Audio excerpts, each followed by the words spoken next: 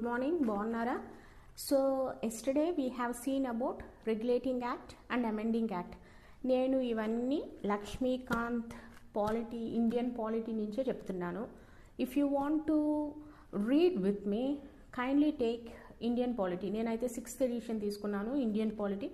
It's used for civil services and other state examination. So మీ దగ్గర లక్ష్మీకాంత్ ఉంటే yesterday మనం ఏం చూసాము, కంపెనీ రూల్ ఎక్కడి నుంచి స్టార్ట్ అవుతుంది అని చూసాము. 1773 నుంచి 1858 వరకు చూసాం. 1773 ఏంటి? Regulating act. ఈ రెగ్యులేటింగ్ యాక్ట్ గురించి చూసాం. అసలు రెగ్యులేటింగ్ యాక్ట్ ఎందుకు వచ్చింది? ఈస్ట్ ఇండియా కంపెనీ అప్పర్ హ్యాండ్లో ఉంది. బ్రిటిష్ పార్లమెంట్ లీడ్ తీసుకోవాలనుకున్నది. బ్రిటిష్ పార్లమెంట్ ఇండియాని గవర్న్ చేయాలనుకుంది. సో 1773 యాక్ట్ చేశారు. గవర్నర్ ఆఫ్ బెంగాల్ని గవర్నర్ జనరల్ ఆఫ్ బెంగాల్గా చేశారు. First governor general of Bengal ఎవరు?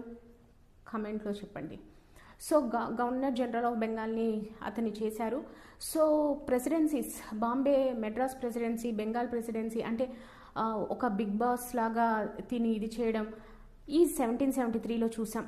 1781లో అమెండింగ్ యాక్ట్ ఆఫ్ సెటిల్మెంట్ చూసాం. ఎందుకంటే ఇక్కడ సుప్రీంకోర్టుకి గవర్నర్ జనరల్ ఆఫ్ బెంగాల్కి విభేదాలు అనమాట. నువ్వు పెద్ద అంటే నేను పెద్ద. సో ఏం జరిగింది? ఒక యాక్ట్ తీసుకొని వచ్చారు. అదే యాక్ట్ ఆఫ్ సెటిల్మెంట్ 1781 అన్నాం. నెక్స్ట్